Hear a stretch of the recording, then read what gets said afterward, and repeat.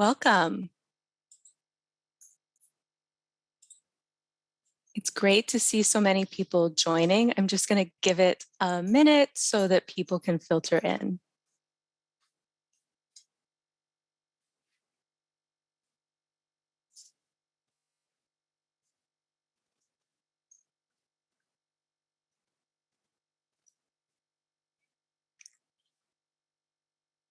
We have a really healthy turnout tonight. I'm so glad so many of you could join us.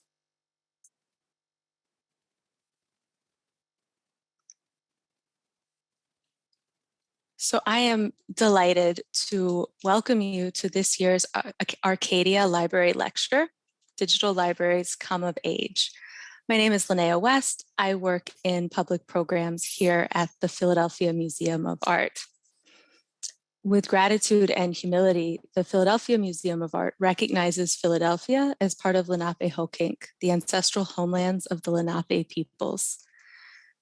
A long history of broken treaties, forced migrations, and fraudulent agreements displaced many Lenape from this land. The museum and its staff strive to understand our place within the legacy of colonization and to act as allies to Lenape people in their vibrant communities today, including the federally recognized nations, Delaware Tribe, Delaware Nation, and the Stockbridge-Munsee community. We pay honor and respect to Lenape ancestors, past and present, by committing to build a more inclusive and equitable space for all. Today, we are joined by Brewster Kahle and Kristen Regina for a conversation that will consider the state of digital libraries today. And it's fantastic to have you both here. So first of all, thank you. To share just a little bit about our speakers, Brewster Kahle is a digital librarian, internet entrepreneur, and the founder of the Internet Archive. The Internet Archive, which recently celebrated its 25th anniversary, is a nonprofit library of millions of free books, movies, software, music, websites, and more. Brewster is notably an advocate for universal access to all knowledge, which is something that I think will come up today. Kristen Regina is the Arcadia Director of the Library and Archives here at the Philadelphia Museum of Art. She and her team are working toward an unprecedented information assets held in various formats and repositories across the museum, and to activate these resources in ways that would be impossible without digital technologies. So for our program today, Brewster is going to share a little bit about the work of the Internet Archive, which takes many forms, and then Kristen will join him for a discussion. We are saving time at the end for your thoughts and questions, of which I hope you will have many. Just a few notes of housekeeping before we begin. Please share your questions during Q&A. I will read those questions out loud. There's a helpful upvote feature. So if you see a question you like and you want to hear it answered, give it a thumbs up. It'll go to the top of the queue. And those are the questions we'll answer first. The chat is open. Please say hello and share where you are tuning in from, whether that's Philadelphia or beyond. The program is closed captioned. You can turn the captioning on or off by using the CC button in your Zoom toolbar. Finally, the program's being recorded, and tomorrow we're going to send a follow-up email to everyone who registered for the program with a link to the recording and also any links we share in the chat, so you can refer back to everything we discussed tonight. Thank you so much, Linnea, and thank you as well to our audience. It's great to see so many friendly faces near and far. We're delighted that you can join us this evening for this 18th annual Arcadia Library Lecture. Before we begin, I'd also like to thank the Arcadia Foundation, who funds this program and much more. I'd like to add a special thank you to Marilyn Steinbreit, President Emerita of the Foundation, and Dr. Betty Landman, the current president and a member of our Library and Archives Committee. They are wonderful partners and supporters of the museum in general, and of our Library and Archives in particular. Many thanks as well go out to the Library and Archives Committee, and a special thanks to Martha Morris, the committee chair. I'm so grateful to her and the committee's always generous support. Brewster, welcome. Thank you so much for joining us tonight, and congratulations on the Internet Archive's recent 25th anniversary. Oh, thank you. Yep.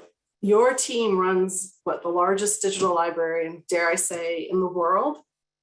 And you are its ultimate digital librarian. So to start us off, would you share some of the highlights of the work that you all have accomplished over the past 25 years? Absolutely. And thank you for having me on, and for this lecture. And thank you for everybody for coming and staring at a screen in this realm. Okay, universal access to all knowledge. Sounds kind of bold, doesn't it? It sounds kind of impossible, but I'd say it's actually the opportunity that we have before us. It's been the dream for millennia, right? Universal access to all knowledge. In the Library of Alexandria, they could try to get all knowledge, but they couldn't make it universally accessible because it's on papyrus. But it was the dream.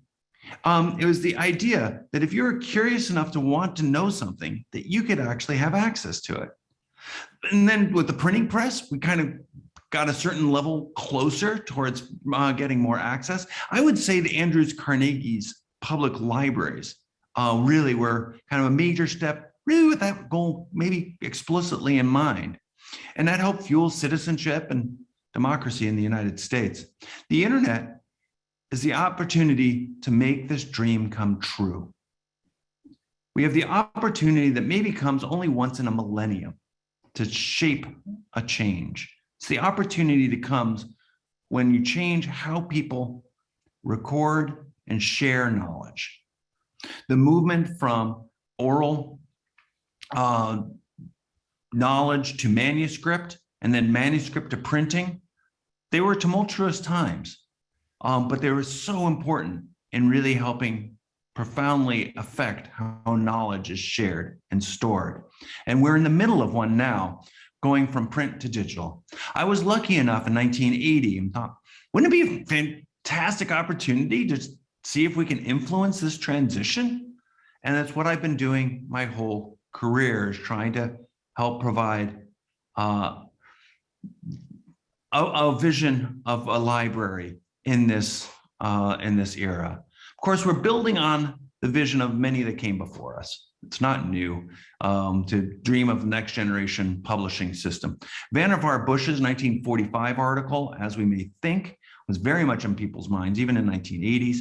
And Ted Nelson's Xanadu, The World of Hypertext, and Doug Engelbart's way of annotating and enabling everybody to work on each other's works.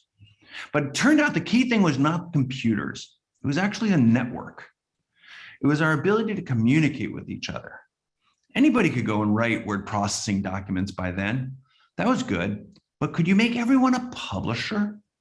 Could everyone find their voice and their community, no matter where they were in the world? Can you make it so that if you write something, others can build on it and you can build on the works of others? By 1996, we had built that. It was the World Wide Web. With this global publishing network, the web, we could finally build the library. It was time to build the library. In 1996, I thought, why don't we just build this thing? How hard could it be? Maybe we're going to have to go and digitize a whole library, but how hard could that be, right? So we started off to build that library. A group of us said, let's start. And we started with the most transient of media, the World Wide Web's web pages. We did that for 5 years before we even built the Wayback Machine. The Wayback Machine is a free service on archive.org that has an archive of web pages that millions of people use. The idea was to record what people were publishing and be able to go but use it in a new and different way than how they were originally publishing it. Could we build a library to preserve this material, then add computers into the mix so that something new, maybe magic, could happen?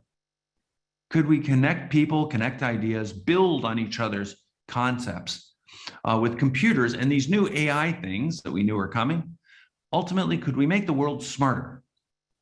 Could we make people smarter by being better connected?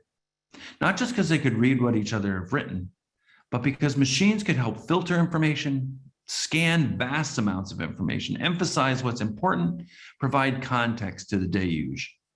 In many ways, we've built this, but not completely enough.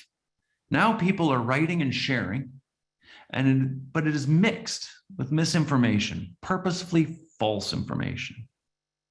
We do not have the tools to filter this. And in many ways, we have business models that prosper based on the misinformation. The advertising model is a problem.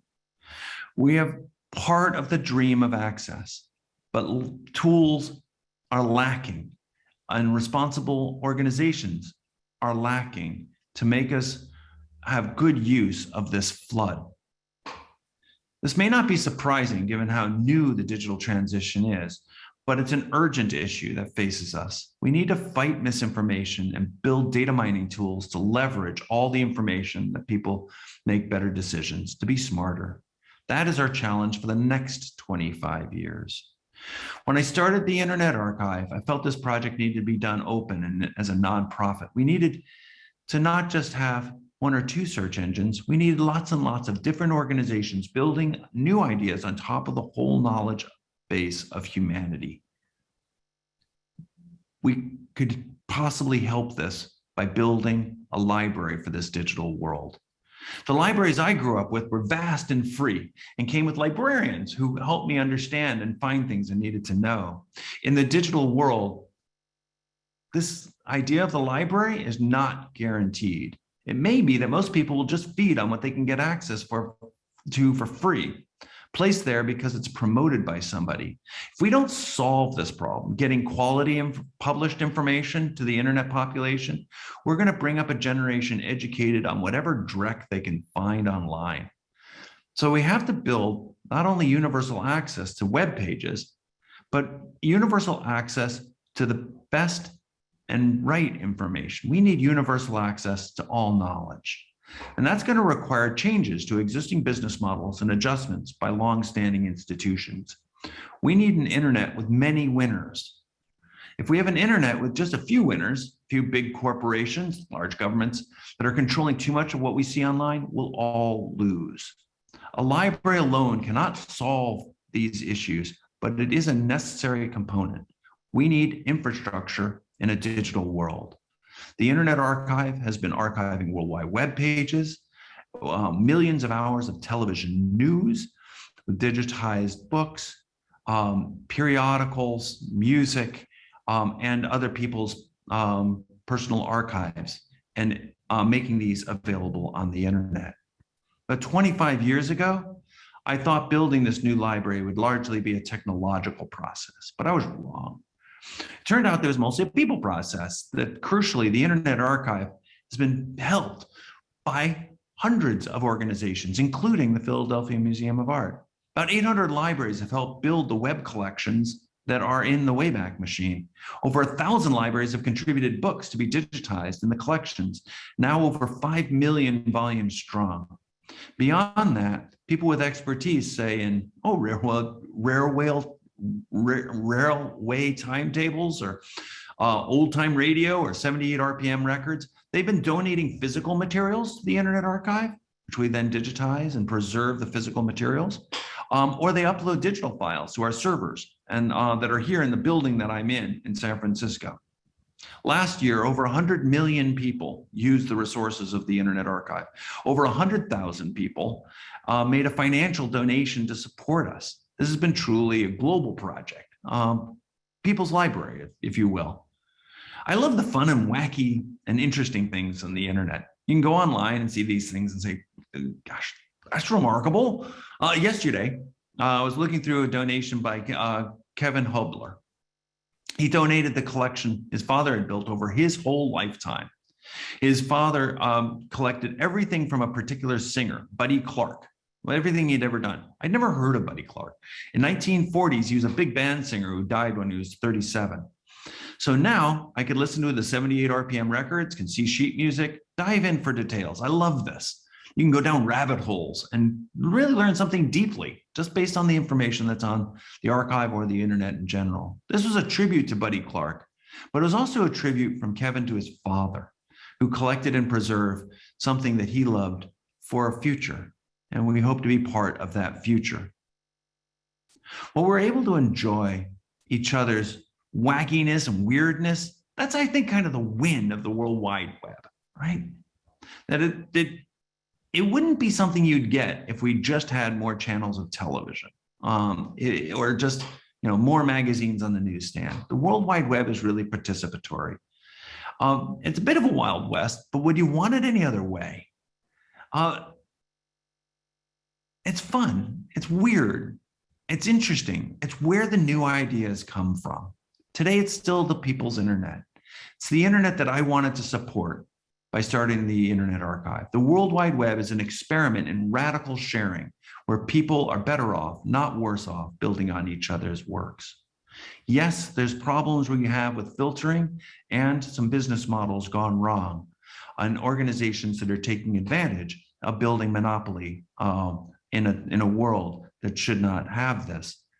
But I'd say the fundamental bones of the internet and the World Wide Web are strong. I'm hopeful and optimistic that we can build the next 25 years to be as interesting and as fun as the last.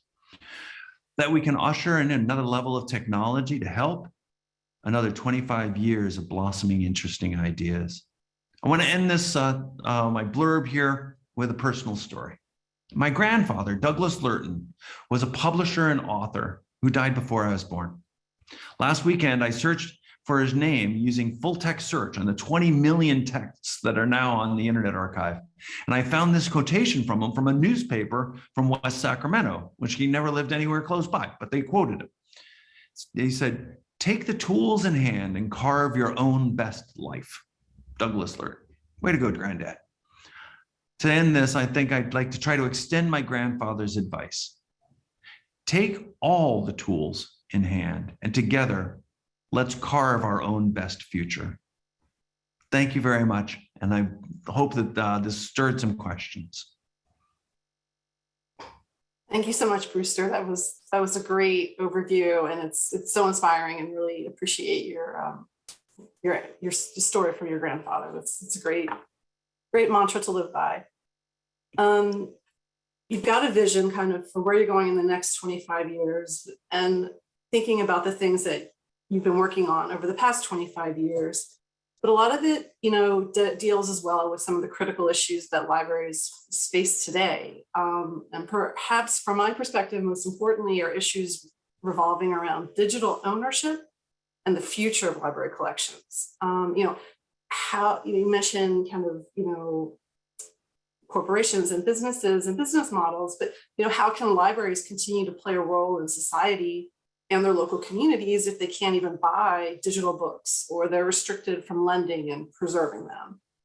Can you talk a little bit about this current situation that we're all in with kind of open access versus content licensing restrictions?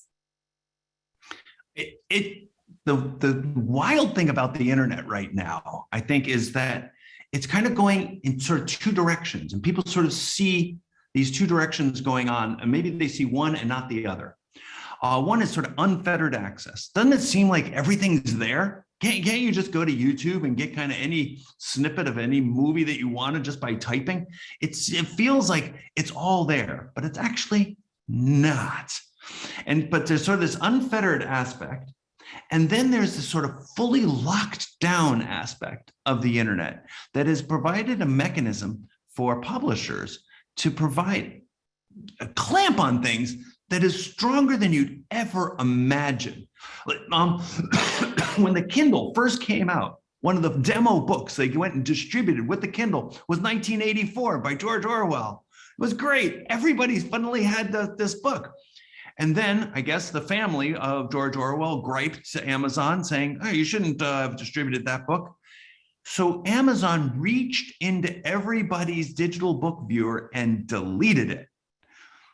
It was wild. It was just like, really? To 1984? They went and disappeared from everybody's personal library? That was the sort of first encounter people had with a digital book reader. Well, that idea has gone on and on and on now. So libraries actually are not invited by the big publishers. There are a bunch of indie publishers, and we should support them, like PM Press, that sell ebooks, but mostly they're just licensed, and licensed under bizarre terms, like they disappear after a particular period of time or whatever. So what libraries have always done is they buy things, preserve them, and lend them. And right now the publishers are saying you're not allowed to buy ebooks, you're not allowed to preserve them, and you're not allowed to lend them, unless it's exactly under the terms that they say, that often have a provision that they can change the book at any time and make it disappear. This is not the way to build a culture. So we have these two forces going on, and how we deal with this balance in the next 25 years of the technology allows people, publishers, sources of information to reach into your reading device in a way that is really strange, not just from a privacy perspective, but from a control perspective. But we also have mechanisms to go and carve these technologies to be the ones we want. Let's build the, right now libraries are facing not having any collections at all. They're just gonna have a Netflix of bestsellers, and that's kind of it. Or they're basically customer service divisions for database products of these vendors. And that's not what libraries are. So as we're coming around into this digital world, let's not lose some of the great things, the libraries, the museums, the structures that we have built up over millennia in this euphoria of, gosh, cool, I can get to keep cheap trick songs just by talking to my device. Let's make sure we're building this right. Yes, and thank you. And that, yes, the work that you're doing with all of the digitization, if people check out Internet Archive, and I know there's some links going into the chat, you know, all these books that you all are digitizing, and not just books, but so many other assets, is just really important. And we really appreciate that you're helping us all in this effort to preserve. Well, thank you. Yeah, and just as I bet a bunch of the folks on this call have never tried it, so I suggest you just go to archive.org, or actually it's easier to go to openlibrary.org, and you've got to make a free library card, a free account, then you become a patron, and then you can borrow a book, and it will actually also talk to you. They're not the newest books. They're meant to be the long tail books. It's mostly the 20th century, but we have 5 million books that have been contributed by the great libraries. We had a scanning center inside the Library of Congress, inside the Smithsonian Institution, inside the Boston Public Library, inside Princeton Theological Seminary. These are scanning books, so they're freely available. Either if they're out of copyright, you can just download them and use them in any which way you want to. But if they're modern books, then you can borrow those books one reader at a time. And it's a little clunky, it's kind of weird, but we're trying it out to make it so that, you know, we have a physical copy, we lend you a digital copy, and then you can read it, but nobody else can read that copy at the same time until it's either returned or 14 days come and it automatically comes back. Thankfully, there are no late fees anymore, those damn nickels. So we're making some steps forward in the library world. It's beautiful. It's classic interlibrary loan. It's beautiful. We're also doing interlibrary loan, straight interlibrary loan, which actually I've been doing a lot of myself, doing the fulfillments of, and that's how libraries have always worked together. And it's dealing with the long tail. We have all of these materials that are nowhere else, or at least nowhere else convenient. So libraries request it, and then we go and send a chapter back or an article back through interlibrary loan systems. So yeah, it's actually kind of fun to sort of see what are people looking for now. And it's a lot of medical things, but also a lot of civil society, social justice issues are really on people's minds. So it's good to be helpful to go and provide a timeline, a time axis, so you can see, okay, how did people try to solve these in other times? If we just had the World Wide Web with the current web pages, we'd be locked in a perpetual present. We wouldn't have a memory. And the idea here is to have a memory. That's great. Like a library, that's what libraries are for. A lot of work that libraries have to do today as well. We rely on, so many electronic publications, and, as electronic publishers continue to consolidate access to this information, and really it kind of starts to reach a tipping point where really the richer institutions, I know that not every institution is as rich as we all think they are, but it boils down to the wealthier academic institutions who can afford to pay for more and more electronic subscriptions. Those that cannot, and I have to say, it's the cultural heritage institutions, and in particular museum libraries, that really can't afford a lot of these subscriptions. And I'd even say that museums kind of double handicap ourselves when it comes to images and these electronic subscriptions, because in essence, we're building our own proprietary silos, because for the most part, we're not sharing our images as we have the right to do within the boundaries of fair use and open access. Can you talk a little bit, you're pretty well known for your Wayback Machine and digitizing books. Can you talk a bit about, preserving art-related materials, the images, web archiving, journals? Sure. Well, you touched on a lot of issues in that question of how do business models work here, and why are so many people being left out? Right now on the internet, it's easier to make a web service that's open to all than it is to try to make it open to a few. It's really the flip opposite than how it used to work in the physical world, that we can now, why aren't we doing that more? Well, often it's just sort of slavishly preserving our old model. But we all have to come up with this question: are we better off or worse off by having these materials more available? And is there a mechanism of adjusting things so that you can actually make services more available? So the Internet Archive is available to everybody that can either use things without logging in, or there's certain things you have to log in, like borrowing books, but it's freely available. Wikipedia adjusted its model, right? Very different from the Encyclopedia Britannica, which I famously used to go and pound on people's door and try to get people to buy it. And if you didn't, then you were shortchanging your children. But Wikipedia makes a lot of money, $100 million a year or so, based on user donations, right? So you can change how things come about. MIT went and took their lectures and made open-courseware and put them out on the net for free public access. Great. Why don't we see more things like that?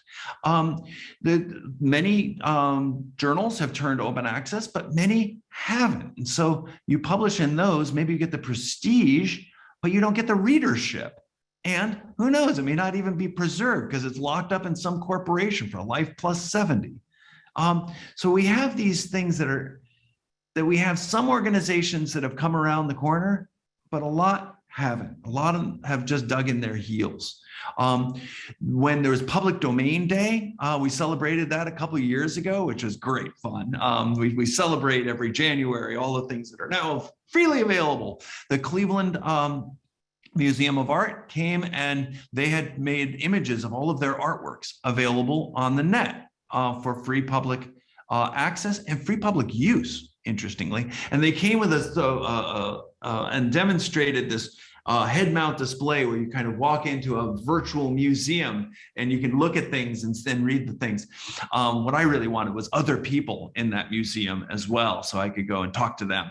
And because I think, hanging out in a museum somewhat is about seeing the things, but it's also about being with the people. Could we do that virtually as well? And having art museums start to play a role like that, I think is fantastic. So I think we've seen some come around the corner and some really not. So we have university presses, mostly are still all locked down. Why? Why are these academic journals still locked down? And I say, well, they have to make money. There is plenty of money. So how do you do that? And how do you make that go? There was actually a question, if I could just jump to it. It was in the comments. It says, I love the Pralinger Archive, an early Internet Archive collection. Can you describe the history of its acquisition? This is by Penny Baker. And I met Rick Pralinger in 1999, and he was a film archivist, and he was introduced, and I said, Rick, you've got a film archive. Why don't we digitize it and put it on the internet for free? This is 4 years before YouTube. And he was like, I'd love to do that, but I make my money off of licensing that through Getty Images and the like. And he said, okay, let's try it. So the Internet Archive paid for digitizing the materials, and we put them up on the internet. And you know what happened? He became kind of famous, and his business didn't do worse. Sometimes it was better, sometimes it was worse, but it was pretty seemingly untied to that there was free public access on the internet. People still wanted the license from Getty Images, even for public domain material, which is a little weird, but there it is. And now he's a professor at UC Santa Cruz, teaching about all of this. And I think it's by living a more open life and finding mechanisms to make it so that you have a higher impact. And the internet is a highway for having higher impact, good and the bad, right? The big issues right now is we have really high impact by nefarious players, often state players that are, or political parties that are, professionally lying. And with no, the impact can be there. The tools aren't all there.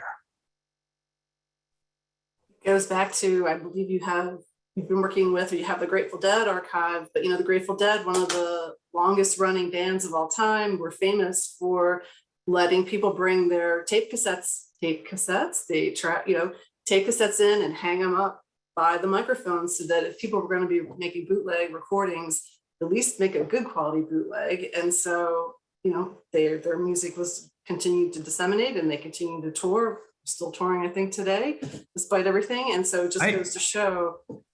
Yes, the Grateful Dead, I think, is an example of trying to find a balance, right? They were mostly a touring band, and they allowed their fans to go and record their concerts and pass around their cassettes as long as no one made any money, right? That was the rule. No, don't make any money, you can do this. And it made a whole generation of archivists. And when the internet came along, I actually was somebody who just graduated from Cornell, was doing our website. He said, Brewster, there are these bands that that do this. I said, oh yeah, I used to have my Grateful Dead tapes. He said, yeah, they're still doing this. Do you want to do this? And I said, yeah. This is back in 2001, 2000, yeah. And I said, okay, why don't you offer to the Tape Trader mailing list? He said, we'd like to offer unlimited storage and unlimited bandwidth forever for free for the concert. It's not just Grateful Dead. And they wrote back and said, we don't believe you. Right? It's too much. It's too big. But if you could do it, it would be our dream. I always look for that when people say, it would be our dream. It's like, okay, let's double down and try to make that happen. So he said, work with us. Let's get this to happen. And so we had the bands that were taper friendly. And we said, okay, posting on the internet's a little different from just tape trading. So why don't we ask the bands? And so the fans asked the bands if it would be okay to go and post these on the Internet Archive. And what they did, when they sent in an email, then said yes, then the fans could go and post their recordings. And it's growing by 30 or 40 concerts every day. 1 or 2 or 3 bands every day have been signing up. There are over 8,000 bands. There are 180,000 concerts, I think. And we have everything the Grateful Dead's ever done. So it's sort of an example of where having a library whose role it is to make cultural materials persistently available, that's why we're paid the big bucks as librarians here, is to do exactly that. And appealing to the community that may not have support in any other way. So we don't just have books, we try to have the menus from all the restaurants in San Francisco. We just try to have collections of materials that are worth bringing forward a generation. Well, I have a dream that all museums will have all their images online and freely accessible.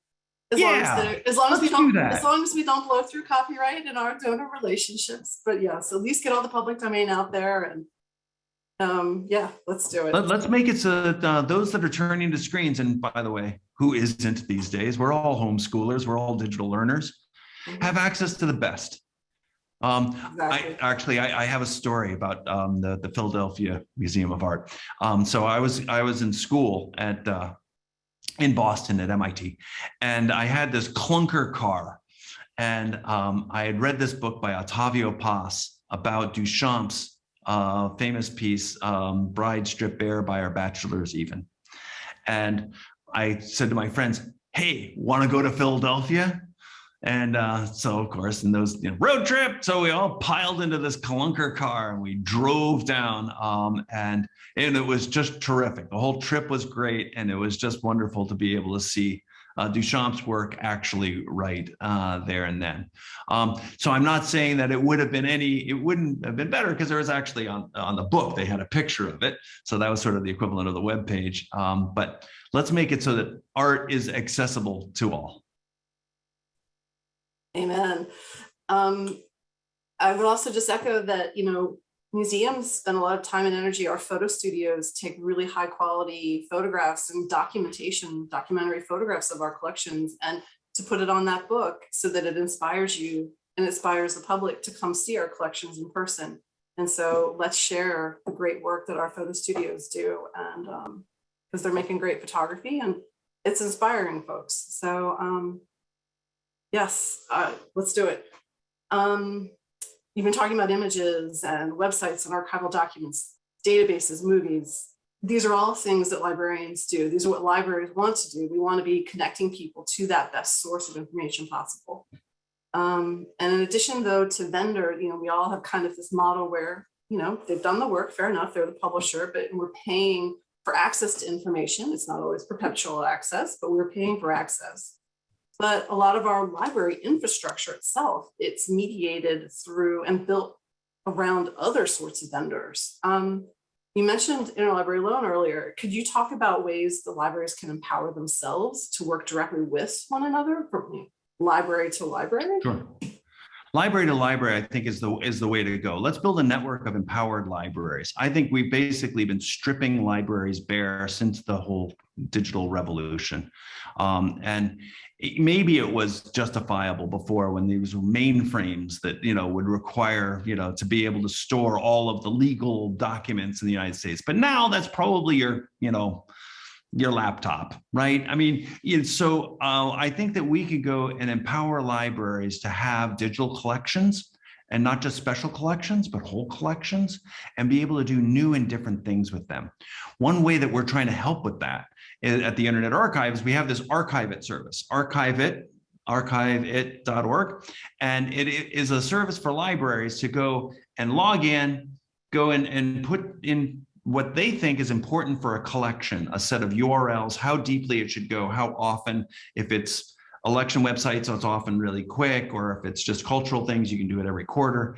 And they record these collections and make searchable collections that are then part of their collection. They can get at it virtually, they can download it so that it's their local, keep multiple copies, keep stuff safe. It's a great idea.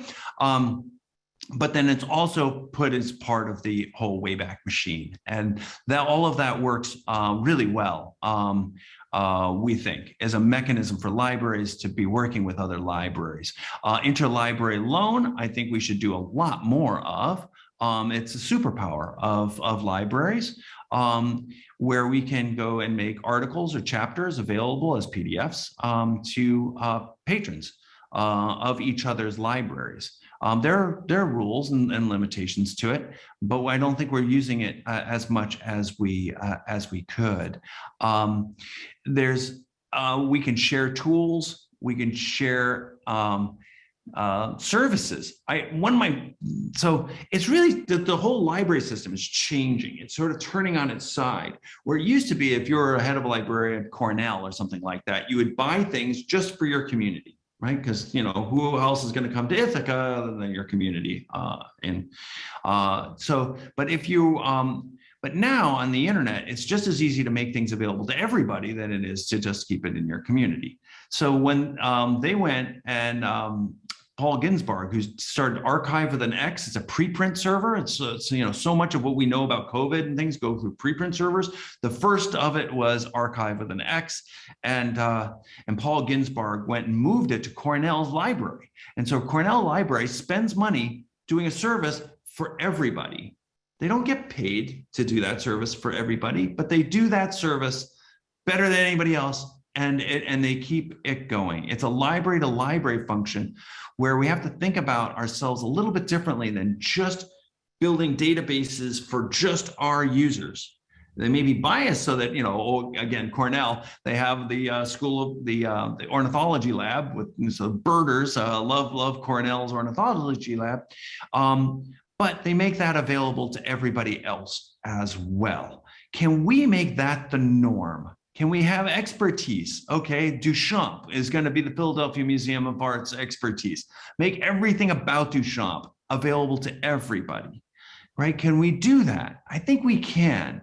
Think about things a little more sideways of making things available to everybody so that if you're in a faraway land, if you can't afford access, you can still get it from your libraries and museums. Thank you for that. I think I have like one kind of question I'd like to wrap up with and open it up. I see there's a lot in the Q&A. But basically, you've written that when the Internet Archive began, it was very much about being more open and connected and an accessible space. And that's the same mission as libraries. And as you've been talking about, there is an information overload today, for better and for worse. And a lot of that information is proprietary, some of it misinformation. What do you see as some first steps toward helping people make sense of the deluge? Support institutions that share openly, right? So libraries should buy from publishers that are even open access. You say buy from them? Yes, support them. Or if they sell books, buy them. Don't just license things. Vote with your pocketbook, right? That's a classic American answer for some of these things.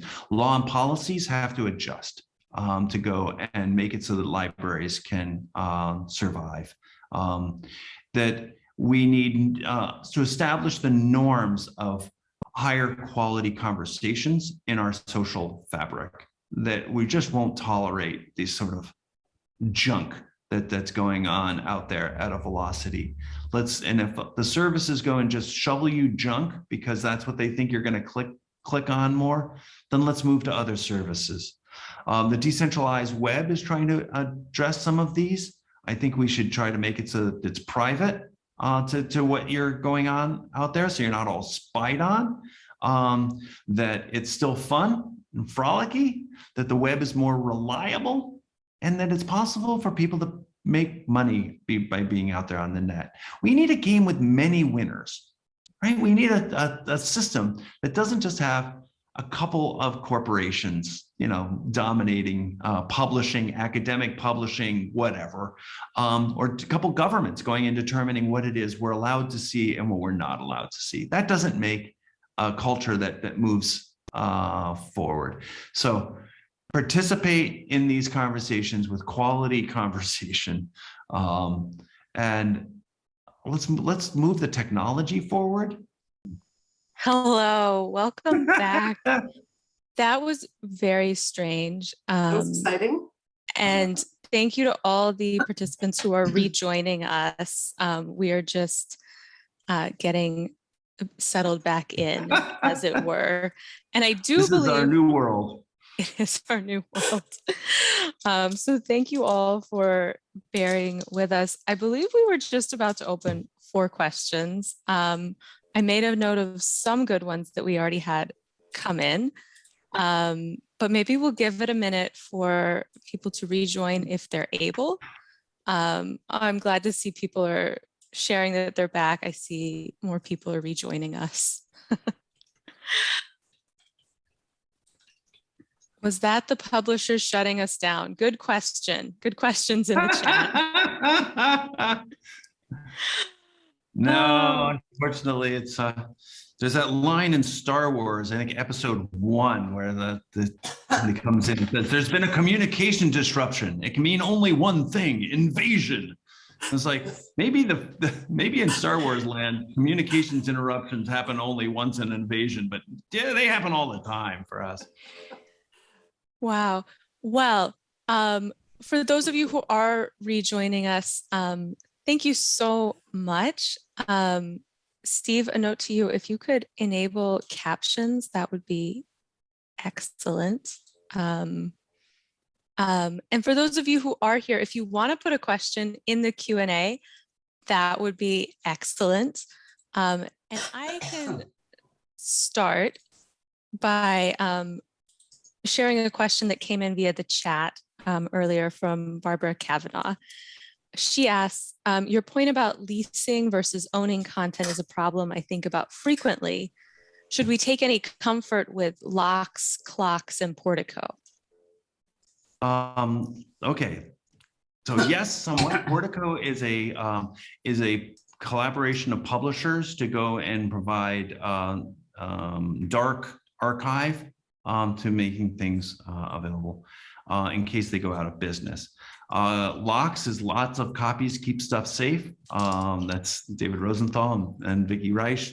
Best title of a project ever. And clocks is basically locks with a C in front, which I'm not quite sure what the C is for. And so what about those systems? I think they're all attempts to try to do the right thing. And let's have a 100 flowers bloom and try to make things go. But I think the idea of dark archives is a really bad idea. The only way to really keep things going is to have them be in circulation. If they're not in circulation, they will be forgotten. And if they're forgotten in a technological world, they won't be attended to and they'll be thrown away. So for instance, microfilm. Microfilm, it was touted as lasting 500 years. It's like, unless you throw it away. And so we just find people throwing it away because people don't want to use it anymore and they want the space back. So we have to keep things in circulation, keeping up to date. And that, I think, is the absolute way. I'd say that access drives preservation. People just think funding drives preservation, but funding drives up if you don't have access, if you're not providing a real service. What is a dark archive? A dark archive is a term of having things not available to anybody at all for some period of time. The idea that there'd be some sci-fi crypto lock on something that would pop open and life plus 70 and presto, somebody'd care about your books then is like pretty freaking unlikely, I'd say. So I think going and having things in circulation in libraries, finding their authors, that's the way to keep things alive. I mean, just think about trying to get back to your email from 10, 15 years ago. Could you? How about those photos on that phone 3 phones ago? You've got to keep things moving up. Even if those devices could theoretically live off it, you might not have the connectors for it or the power cord anymore. Or I have a lot of dead hard drives. So the Internet Archive keeps moving things forward. Every 3 or 5 years, we have to copy it onto the new generation of technology. And we're starting to even experiment with things like the Decentralized Web as mechanisms of keeping things alive. We have 2 copies in the Bay Area, a copy in Amsterdam and a partial copy in Alexandria, Egypt, for real. Wow. And we're starting to work along with the Internet Archive Canada to have copies of some materials up in Canada. What happens to libraries is they're burned. Well, they're burned. They tend to be burned on purpose. Sometimes they're accidental. And, Library of Alexandria on forward. And so we need to make copies, put them in different places under different regimes. Otherwise, they will die. Thank you. We had another question in the chat from Sandra. And I think Brewster and Kristen, you both might have answers to this. Could you please share a few ways in which organizations like art museums can receive financial support for their digital content? How can organizations like museums of art receive money for their digitized or digital content? The same way they get funding for everything else, grants, donations. The Internet Archive started out by doing mostly services for libraries because it's all we could kind of afford to do.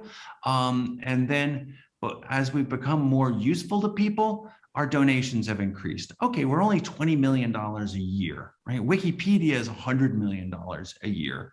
That's just to give a perspective, the San Francisco Public Library is 160 million, right? So, you know, these organizations are bargains given the number of people that they're able to touch.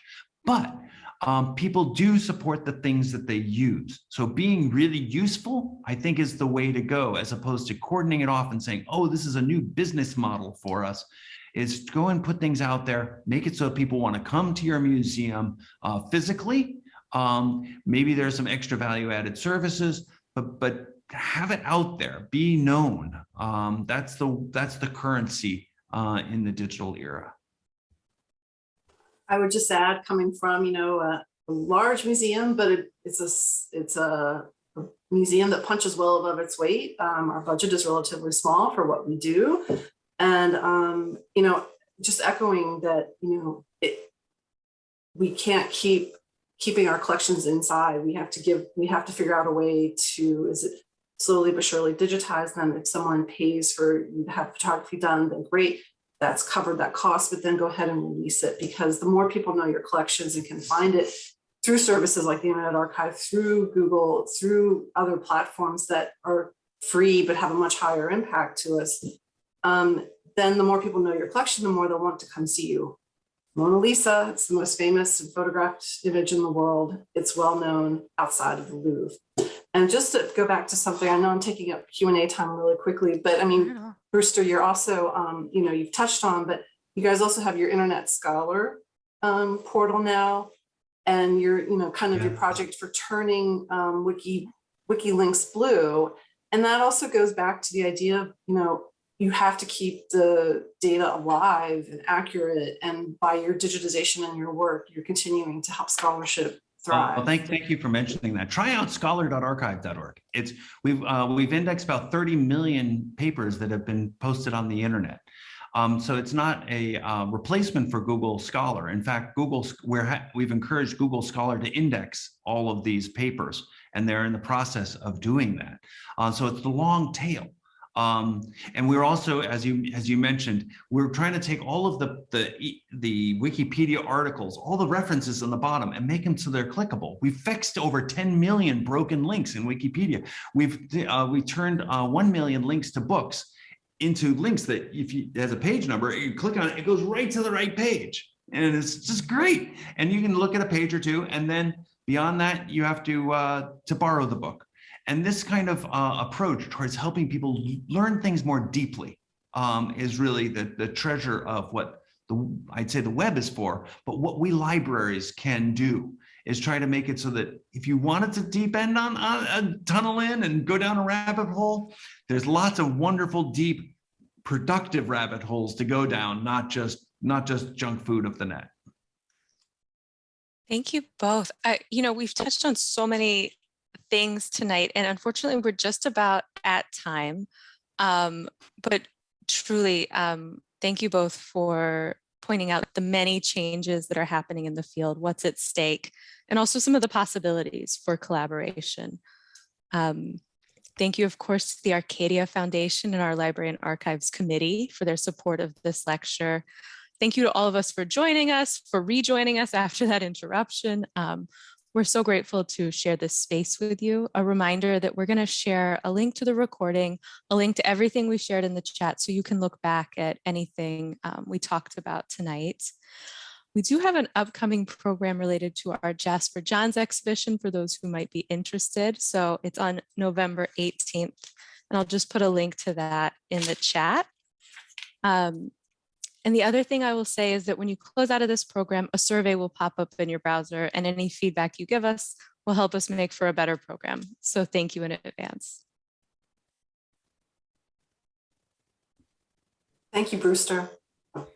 Thank you all. This is completely fun. It was a pleasure. Yeah. I look forward to visiting in person when this COVID thing dies down a little bit. You can revisit the Duchamp for sure. Yes. Yeah. And thank you all for your thoughts in the chat. And yeah, have a very good rest of your day or your evening, depending on where you are. Thank you. Thank you. Good night.